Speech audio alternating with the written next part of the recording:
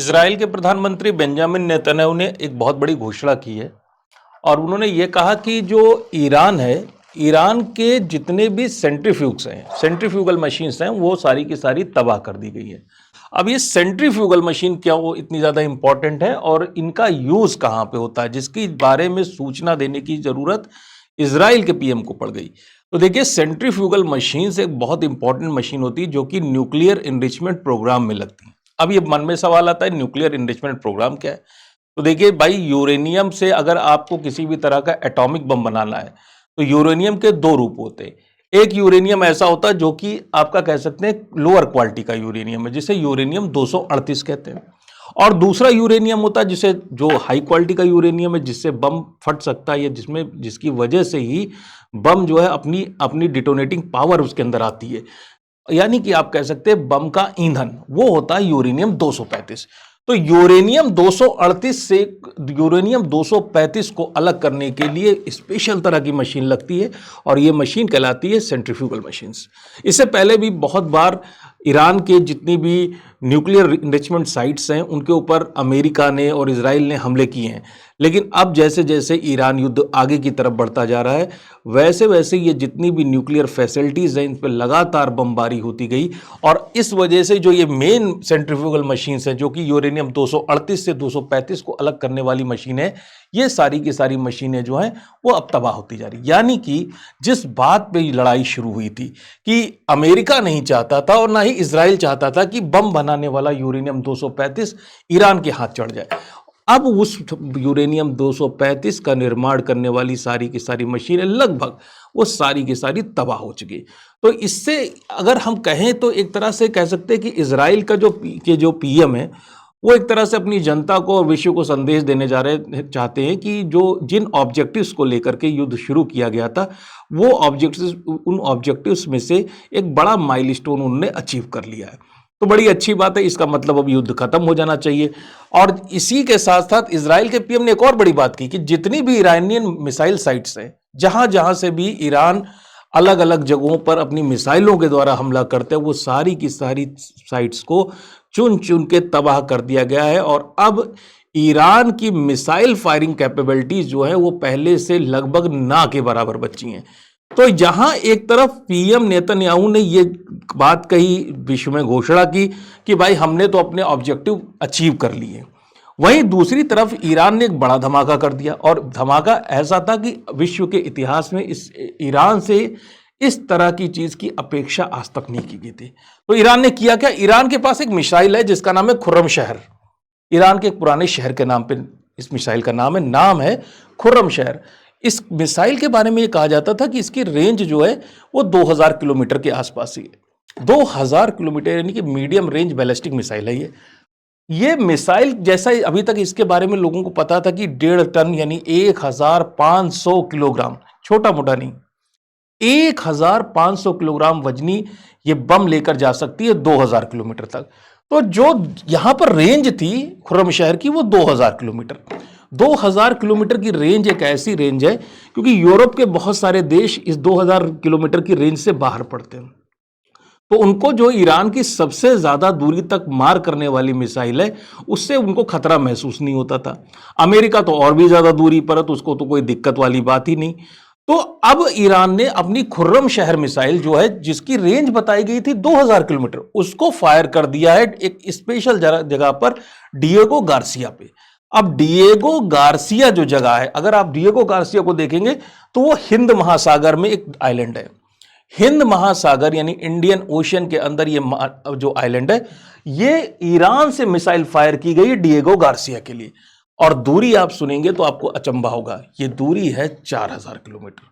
यानी कि ईरान ने अभी तक ये बताया था कि उसके पास मात्र 2000 किलोमीटर की मैक्सिमम रेंज तक मार करने वाली मिसाइल अवेलेबल है, लेकिन इसकी रेंज क्लासिफाइड थी और ये जो मिसाइल है ये 4000 किलोमीटर की रेंज तक अपनी मार कर सकती है।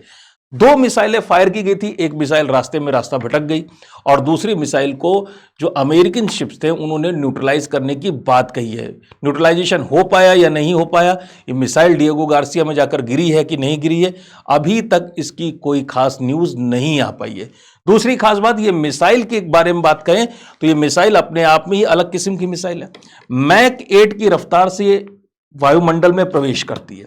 इसकी खास बात है, ये लिक्विड फ्यूल्ड इंजन पे चलने वाली मिसाइल है और ऐसी मिसाइलों की रेंज ज्यादा होती है। प्लस आजकल ईरान यूज कर रहा है फ्रेगमेंटेशन म्यूनिटेशन, यानी फ्रेगमेंटेशन वारहेड्स का यूज कर रहा है। फ्रेगमेंटेशन वारहेड्स का मतलब होता है कि जो मिसाइल है वो एक बम ना ले जाकर कई सारे बम लेके चलती है, एक सैकड़ों हजारों की संख्या में बम लेके चलती है और जब ये मिसाइल फटती है तो इसके अंदर के जो बॉम्ब्स होते हैं वो बहुत बड़े एरिया में गिरकर कारपेट बॉम्बिंग करते हैं, जिससे सिविलियन कैजुअलिटी भी होती है। इसलिए जो दुश्मन देश होते हैं वो बहुत डरते हैं इस चीज से कि कभी भी कोई देश उनके ऊपर ऐसा हमला ना कर दे कि इस मिसाइल को रोकना थोड़ा सा मुश्किल हो और साथ ही साथ उसमें एक नहीं, एक से ज्यादा 10, 20, 50 या सैकड़ों की संख्या में बम हो और ऐसी स्थिति में उस देश का बचना बड़ा मुश्किल हो जाता है। तो जो डिएगो गार्सिया के बारे में हम लोग बात कर रहे थे, 4000 किलोमीटर की दूरी पर एक आइलैंड है। बहुत सारे हम लोगों में से लोग सोचते होंगे कि अगर इंडिया और अमेरिका की लड़ाई हो जाए तो अमेरिका को इंडिया तक अपने शिप्स वगैरह भेजने में एक लंबा समय लगेगा। ऐसा नहीं है, ठीक इंडिया के ठीक नीचे बैठा हुआ ये आइलैंड है डिएगो गार्सिया और यहां पर हमेशा अमेरिका के जो शिप्स होते हैं वो सारे के सारे जितने भी हवाई जहाज हैं और ऐसे हवाई जहाज जो कि फाइटर जेट से लेकर के बॉम्बर प्लेन तक सारे के सारे यहां पर मौजूद रहते हैं। इसकी एयर स्ट्रिप पर एक छोटा सा अटॉल जैसा द्वीप है, इसकी खोज जो है पुर्तगालियों ने की थी और पुर्तगालियों ने जब इसकी खोज की थी तो उसके बाद फ्रेंच कॉलोनीज यहां पर आके फ्रेंच को बाद में दे दिया गया। फ्रेंच लोग जब डिएगो गार्सिया में रहते थे तो उन्होंने जो ये आइलैंड है इसकी खोज करने वाले के नाम पे इसका नाम डिएगो गार्सिया रख दिया था। अब यहां पर एक जमाने में इतना दूर दराज का आइलैंड है कि इसका यूज जो है उस जमाने में लेप्रोसी यानी कुष्ठ रोगियों को अलग रखने के लिए किया जाता था कि जिसको कभी लेप्रोसी हो गई तो इसको लेपर कॉलोनी कहा जाता था। तो इसका कोई खास यूज था नहीं, लेकिन वर्ल्ड वॉर सेकेंड के बाद जब अमेरिका सुपर पावर बनकर तैयार हुआ तो उसे जरूरत महसूस हुई कि इंडियन ओशन रीजन में कोई ना कोई एक ऐसी जगह, एक ऐसा सैन्य अड्डा होना चाहिए जिसकी सहायता से इंडिया, पाकिस्तान, ऑस्ट्रेलिया और अफ्रीका के जितने भी देश हैं, क्योंकि इसकी पोजीशन अगर आप देखेंगे डिएगो गार्सिया की तो ये सारे के सारे जितने भी देश हैं, चाहे इधर की तरफ ऑस्ट्रेलिया ईस्ट की तरफ हो, वेस्ट की तरफ चलते हैं तो आपका अफ्रीका आ जाता है, नॉर्थ की तरफ इंडिया है और पास ही में सऊदी अरेबिया पेनिसुला है। तो ऐसी स्थिति में यहां से उड़ने वाले जो जहाज हैं उनकी रेंज में ये सारे के सारे देश रहते हैं और यहां पर कभी कभी तो ये भी खबर आई है कि ये इतना इंपॉर्टेंट सैन्य अड्डा है कि यहां पर न्यूक्लियर कैपेबिलिटी और न्यूक्लियर बमों से लैस विमान भी रखे गए हैं। तो कभी भी किसी भी तरह की इवेंचुअलिटी होने की स्थिति में अमेरिका के लिए बड़ा ही इंपॉर्टेंट सैन्य अड्डा, और जब तक ये सैन्य अड्डा मौजूद है तब तक आसपास के देश थोड़ा सा कह सकते हैं कि थोड़ा सा दबाव में रहते हैं अमेरिका के। अब जब हमला कहां हो गया, डिएगो गार्सिया पे 4000 किलोमीटर दूरी पर हमला किया गया तो अमेरिका के तो जैसे होश ही उड़ गए। उसका सारा का सारा कैलकुलेशन जो है पहले से एकदम बैठाल के रखा था कि जितने भी हमारे शिप है हम 2000 किलोमीटर की रेंज से दूर पे रखेंगे, मिसाइलें वगैरह तो वहां तक पहुंच ही नहीं पाएंगी और उसके सैन्य अड्डे तक पहुंच रहे हैं। अब सैन्य अड्डे तक पहुंचने की वजह से एक और समस्या आ गई कि 4000 किलोमीटर की रेंज की मिसाइल फायर कर दी ईरान ने, जिसको वो 2000 किलोमीटर का बताता था। तो पेरिस और जो आपके इंग्लैंड के लंदन जैसे शहर हैं, अगर ये मिसाइल वाकई में 4000 किलोमीटर तक जाकर अपने टारगेट को हिट कर सकती है, इस तरह के मल्टीपल बॉम्ब्स ले जाने में सक्षम है और इतनी ज़्यादा हाई वेलोसिटी से चलती है कि इसको रोकना लगभग ना के बराबर बहुत ही ज़्यादा नामुमकिन है।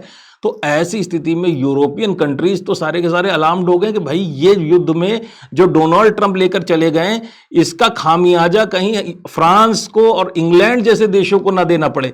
इसलिए अब ये वॉर जो है, जो एसिमेट्रिकल वॉरफेयर अमेरिका अभी तक लड़ रहा था, उसमें थोड़ी सी अगर हम देखें तो ईरान का पक्ष थोड़ा सा मजबूत होता दिखाई पड़ रहा है। तो एक तरफ तो बेंजामिन नेतन्याहू ये कह रहे हैं कि सेंट्रीफ्यूगल बम नष्ट कर लिया, अब ईरान कभी भी परमाणु बम नहीं बना पाएगा। दूसरी तरफ कह रहे हैं हमने मिसाइलें सारी नष्ट कर दी।